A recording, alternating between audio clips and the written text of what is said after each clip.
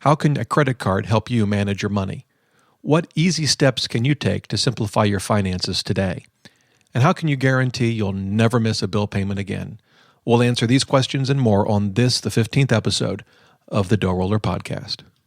Welcome to the DoughRoller Podcast, where the best thing money can buy is financial freedom. We help you make more, spend less, and invest the rest. And now your host, Rob Berger.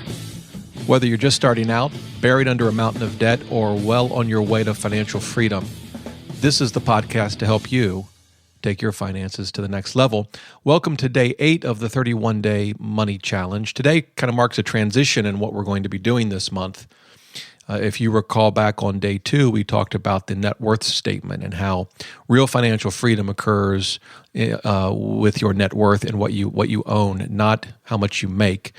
Of course, how much you make is important, and spending less than you make is critical. That's the only way that you can begin to build an emergency fund and pay off any debt that you may have and eventually start saving and investing for your future. But real financial freedom is not about how much money you make. It's about how much you keep.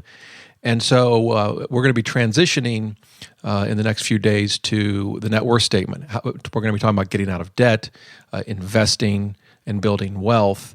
So today kind of marks the last day that we'll be talking about the budget and managing your money.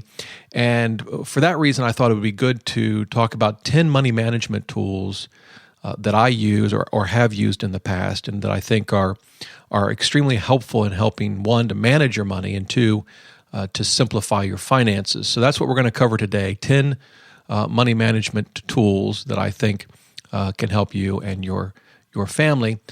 Before we get to that, though, a quick shout out to our sponsors. The first is Personal Capital. It offers a free online tool that helps you manage your investments. It allows you to track all of your investments, see how they're performing, track their fees, monitor your asset allocation. It's a great investing tool. You'll find that at personalcapital.com. And the second one is Betterment. Betterment is an online platform that invests your money in stocks and bonds.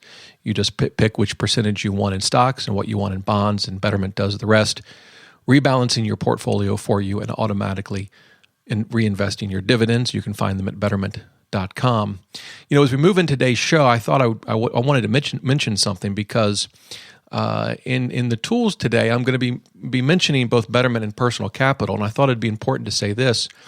You know, when I had the idea of this 31-day money challenge, I thought it would be helpful to have a couple of sponsors to help offset the cost of putting this show together. And so I thought about potential sponsors that offer tools that I use and that I think highly of. And Betterment and Personal Capital both came to mind. I reached out to them, and they were terrific, and they agreed to sponsor the show. And one of the great things is they didn't mention anything about the editorial content. They have absolutely no control over the editorial content of anything I write on my blog or any part of any podcast, including this 31-day money challenge. So if I mention Personal Capital and Betterment, it's because I use them and think they can be helpful to you. Whether you end up using them or not, of course, is up to you. Remember, you've got to do what's best for you, and it may or may not be what's best for me or what I found helpful. But I mention that because they're both going to come up in today's show, and I just want you to know they had absolutely nothing to do with it. They didn't even know what today's show was about. And that's true, by the way, with all of the content that I write. None of the advertisers on my blog have any control over the editorial content, period. And if anyone tried, I wouldn't do business with them. So with that, I want to walk through 10 money management tools that I've used, or that I use now or I've used in the past that I think might be of help to you.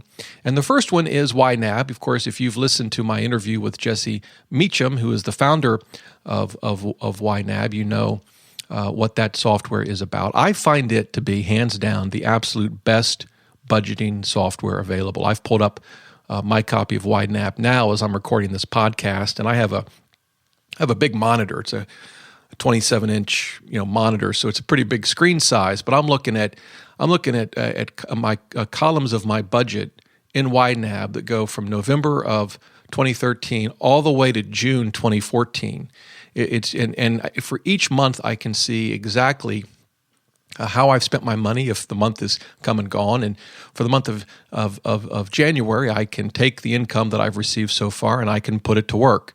I can figure out the best places for that money to go, whether it's paying a bill, handling expenses like groceries or gas, or investing it. And I have just found it, for me, I've used, particularly as a blogger, I've tried out just about every budgeting tool there is, including online tools, software, smartphone apps, iPad apps. I've tried them all. And most of them are, I think, pretty good, and they have advantages and disadvantages. But for me, YNAB has been the easiest and most, and more importantly, the most effective to use. Again, your mileage may vary. You may find a pen and paper to be the best way, and that's great if you do. But for me, YNAB has been the one tool that's actually got me more focused on our monthly budget. And in fact, I've got some work ahead of me, because one of the things that YNAB does, or I should say doesn't do, is link to your various checking accounts and credit card accounts and automatically suck in all of that data into the software. It doesn't do that. And for some, that may be a problem. But the thing that I find interesting is it forces me to do it. Now, you can download. So I can go to, say, my bank and download the transactions and then upload them into YNAB. It does have that feature. But what it does is it forces me, if I'm going to use the tool, and I do, to actually get my hands dirty and look at how I'm spending my money and categorize it within YNAB. What I find is it takes me about, I would say, 30 to 60 minutes a month is what I spend on it. And but it forces me to see how I'm spending my money, to make mid-course corrections as we move through the month if things have to change. It allows me to see maybe problem areas or to better prepare for things that I know are coming up. And so in any event, I find YNAB great. As I mentioned in the interview with Jesse Meacham there, YNAB has some great forums as well, and some great classes you can take on how to use the tool and how to budget. So YNAB is my first tool today that I want to mention that I've found to be extremely helpful. And I'll say for all of these tools, I will, of course, leave links in the show notes so you can check them out. The second tool I want to use is one that I don't use anymore, but I used to, and I think it's still a good tool, and it's called Mint.com. It's in some ways an alternative to YNAB. Mint.com is free, and I should say YNAB is not. You can try YNAB for free for 34 days, and if you're wondering why 34 days, the idea was to give folks a chance to use the software for an entire month and then a few more days to kind of get a feel for it. But after that, I believe it's $60 for the software. Mint.com is free. Now, it's an online tool, and you can connect all of your accounts online to Mint.com, and it will bring in automatically all of your transactions from your bank or from your credit cards. And when I was using it, I found it to be a pretty good tool. For me, the problem was it was almost too automated. So every now and again, I'd log in and kind of take a quick look at it, but I never really engaged with the software, with the tool, I think because of its automation. Now, of course, you don't have to use Mint.com in an automated way. You could put in all of the transactions by hand if you want to. But I do think Mint.com is a great option, particularly for those that don't want to spend any money right now on a budgeting tool. If you read the reviews, you'll see some good and some bad. I will, and I'm making a note of this now, I will leave a link in the show notes, not only to Mint, but to a fairly detailed review of the software, of the tool that I did a while back. And I'll be sure to include that in the show notes. But I do think that Mint.com is an excellent alternative option for those, particularly if either you want to connect all of your accounts electronically to your budgeting tool, and or you just don't want to spend any money right now. I think Mint.com is a good choice. The third tool I'll mention is Personal Capital. You know, I've talked about Personal Capital as an investing tool, but actually Personal Capital has a very interesting budgeting or cash flow tool that I like a lot. And the way it works is when you sign into your Personal Capital account, assuming that you've connected your bank accounts, which I have, it has an option to go to what Personal Capital calls cash flow. And it's pretty much what you would imagine. There are two tabs, one for expenses and one for income. And if you go to the expense tab, it breaks down all of your expenses for the month or for whatever period of time you're looking at. And you can look at it in as much detail as you want. And that's the expense side. But the thing that I find really interesting about this tool is actually on its income tab. If you go to the income tab, you know what you would expect, at least what I would expect, is that you would have, your paychecks, right? They hit your bank account. Personal Capital brings those in automatically if you've connected them, and you would see your income, your paychecks for the month, which it does. It has all of that. But it's actually something else that it has that I found fascinating, and that is it tracks all of your investment income as well.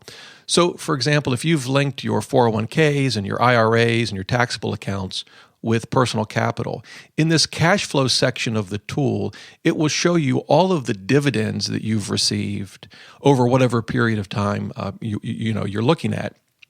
And the interesting thing about that is a couple of things. First of all, if you reinvest your dividends automatically, and I think most people do, you tend to get paid dividends and not even notice it really, right? It's kind of like the expense ratios that I've talked about in the past, where the expenses of a mutual fund come out and you don't even realize it because it just happens. You don't get a bill for it. Well, dividends can kind of be the same thing.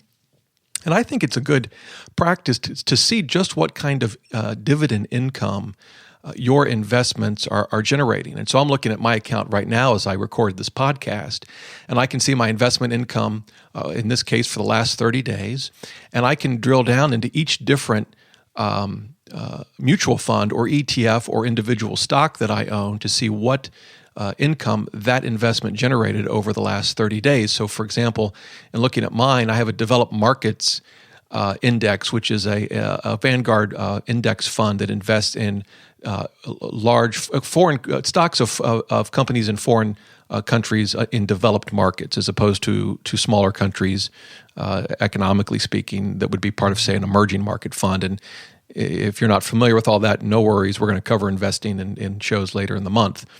But I can look at and see the dividends that each of these funds generated for me over, again, I'm looking at it now for 30 days, but I can even look at it, for example, for all of last year. And that's, I think, a good thing to focus on, because if you've listened to the net worth show that we did, podcast, it was day 2 of the 31-day money challenge, you'll recall that one of the important concepts to grasp is that your balance sheet should be generating income for you.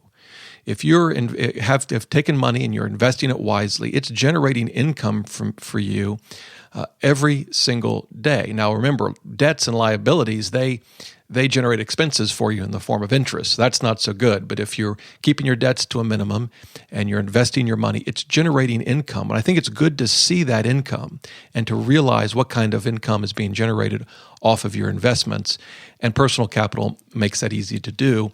The other thing that I do is I can select just certain accounts to look at. So one of the things I'll do is deselect all of my accounts, and you can do that with a click of a button in Personal Capital, and then only pick my taxable accounts to view. And the reason I do that is I want to see how much in dividends my taxable accounts are generating. Why? Because I have to pay taxes on all of those. The dividends that are being generated in my 401k or my rollover IRA or my SEP IRA, those are tax-advantaged accounts. I'm not going to be paying taxes on those dividends. I won't have to pay taxes on those accounts until I start to withdraw the money in retirement. But for my taxable accounts, I'm paying dividends, of course, or taxes on the dividends every year. And so one of the things I focus on is putting those investments that generate a lot of either capital gains or, in this case, dividends in my tax-advantaged accounts, and keeping in my taxable accounts those that are perhaps more tax efficient, that don't generate as many dividends and capital gains. And so this tool helps me see that very clearly, and I'm looking at it now. It looks like about 20 or 25% of my dividends last year came from taxable accounts. And there may be nothing I can do about that. It may be that selling those investments and moving them would cost me more in capital gains than it's worth. But then again, maybe I can do something about it. And just looking at it now, I can assure you, when this podcast is over, I'm going to dive into the details to see how I might be able to lower those taxes next year by making some changes in where I keep my investments. So that's the third tool. The fourth tool may come as a surprise to many, but it's a credit card. And in some ways, it's the most effective budgeting tool that we have. And the reason is that we use a credit card for just about everything. I mentioned, I think it was yesterday, that we use a rewards card because of basically the free money we get. But it has another purpose as well. By using a credit card, it is really easy to track every single dime that we spend. And so, for example, with YNAB, I can download my credit card statements, upload them into YNAB, and now I have a clear picture of every dime that we spent over a given month. The other advantage, by the way, is that credit cards are really safe to use. By federal law, the most that you can be charged if someone were to steal your credit card information and use your card is $50. And in my experience, credit card companies don't even charge you that; they waive it. But you have that added security. But credit card is an excellent way to track your spending. Now, if you don't want to use a credit card, there are other options. You can use your bank debit card or even a prepaid card for that matter, and they will of course track all of your spending as well. As I said, I prefer a credit card, but either way, you'll be able to track your spending very easily. I hate the thought of spending cash and then trying to keep receipts and write down every single dime that I spend. It just doesn't work for me. So the credit card has turned out to be a very handy tool. The fifth tool that we use may also come as a bit of a surprise, and it's an online bank account. And we use an online bank account to save for a couple of things. One is that's where we keep our emergency fund. And two, it's where we keep money for periodic expenses that are going to be coming up, like the car insurance or life insurance or gifts. You know, if you recall the interview with Jesse Meacham, he liked to keep his money all in a checking account. For us, that just doesn't work. If it's in the checking account, I look at it and think I can spend it. And so we move it out of that checking account and into an online bank account. And we use an online bank account for a couple of reasons. One is they pay the best interest rates. You know, we bank as well at Citibank, and while I've been at Citibank for a long time and like it, it doesn't pay great interest rates on a savings account. So I get much better interest rates from an online bank, and I have two actually, Ally Bank and Capital One 360. They both pay roughly the same amount in interest, and I'll link to those in the show notes. But it helps us to earn some interest. And the other thing is by moving it over to an online bank account, I'm just less likely to spend it. It's not that I can't get to it if I want to, but just not having it sit in that checking account has been a help to me just in terms of managing the money, getting it out of our traditional bank and into an online bank account. And so that's the fifth tool that we use to help manage our money.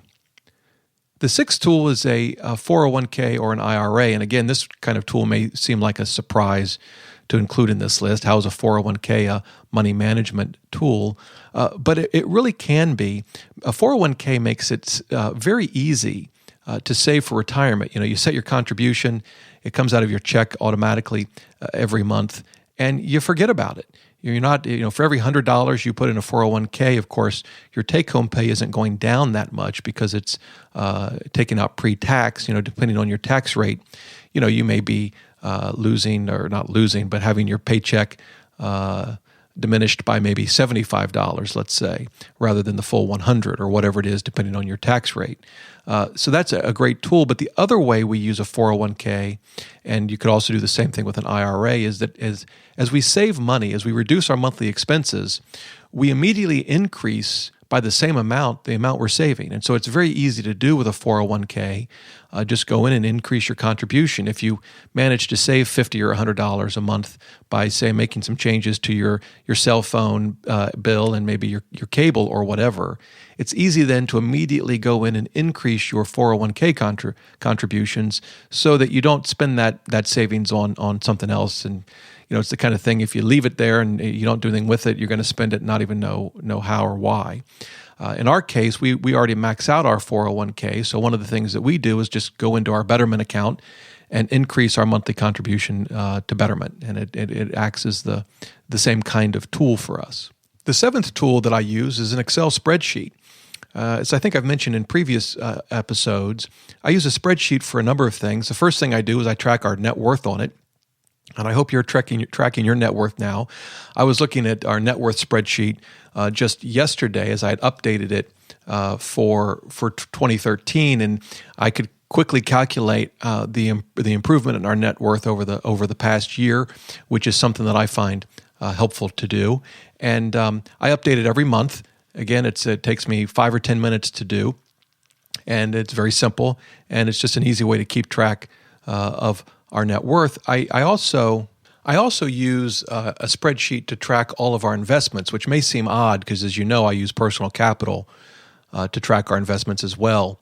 But I like to keep a separate spreadsheet, and maybe this is overkill, but I break out all of our investments into a couple of different categories. One is all of the retirement accounts, and then the second one is all of our non-retirement accounts, and I break those out further between cash and then between individual stocks that we own and then mutual funds.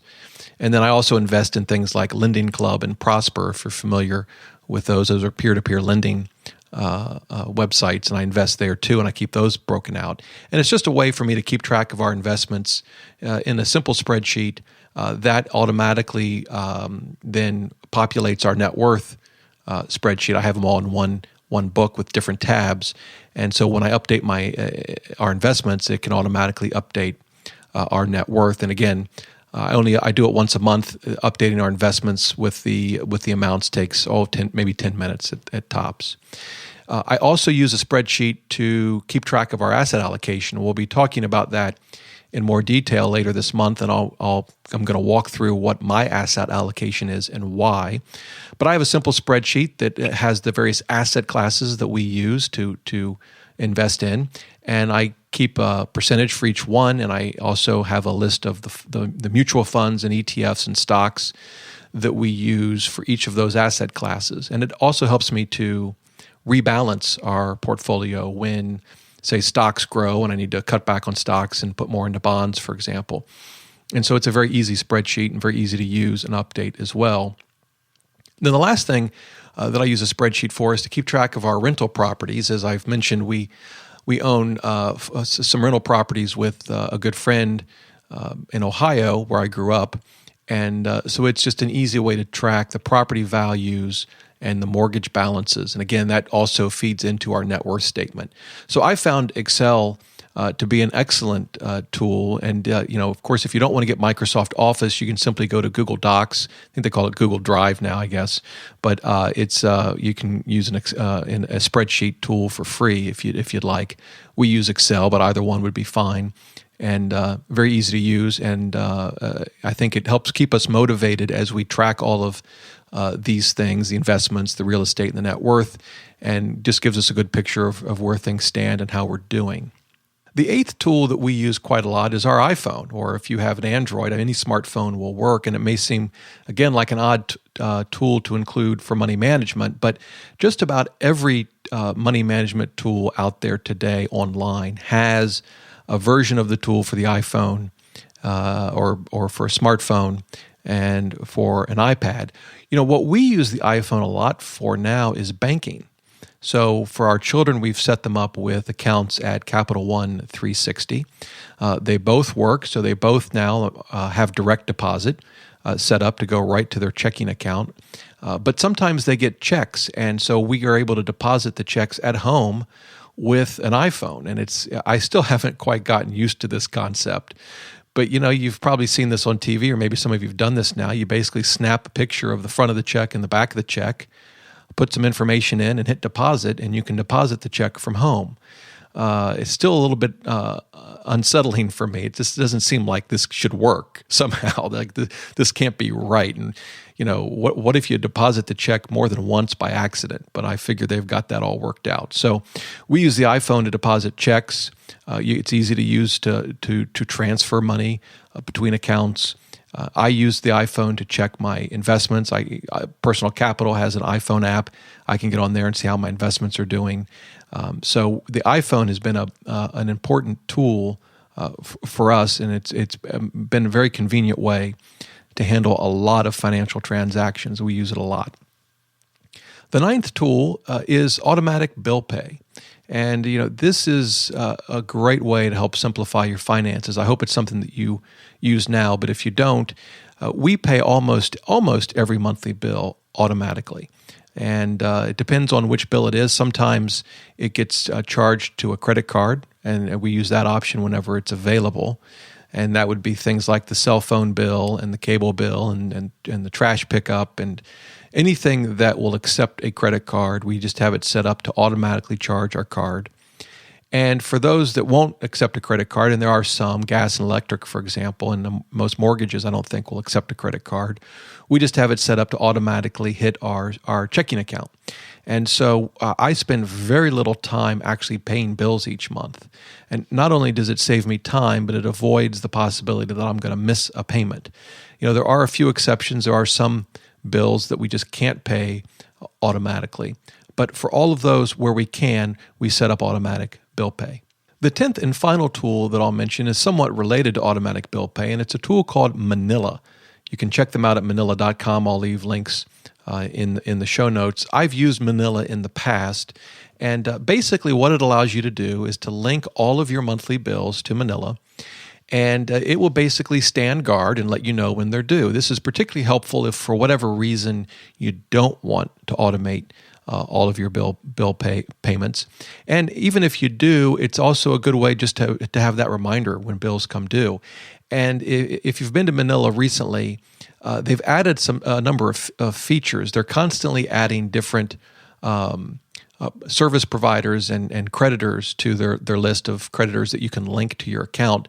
And I noticed recently they've even added a healthcare section where you can link your health insurance to Manila, and it will help you organize that information as well. It's a free tool. It's very easy to use, and it can help you avoid those missed payments and late fees. So those are my top 10 money management tools and apps, tools that for the most part we use every month.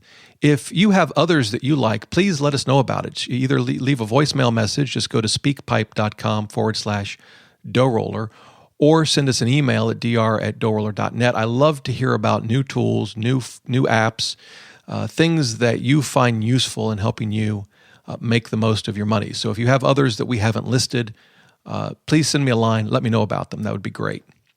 So that brings the show to an end. Tomorrow, I'm going to be answering reader questions in day 9 of the 31-day money challenge. So if you have any questions, as I said, you can leave a voicemail at speakpipe.com/DoughRoller, or you can shoot me an email at dr@DoughRoller.net.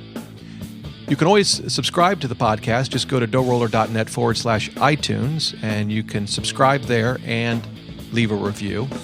And you can also sign up for our newsletter. Just go to DoughRoller.net/newsletter. We send out a newsletter every week, Saturday at 8 p.m., packed full of resources and tips to help you make the most of your money.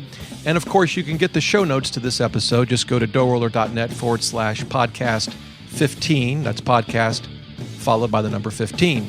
So until next time, remember, the best thing money can buy is financial freedom.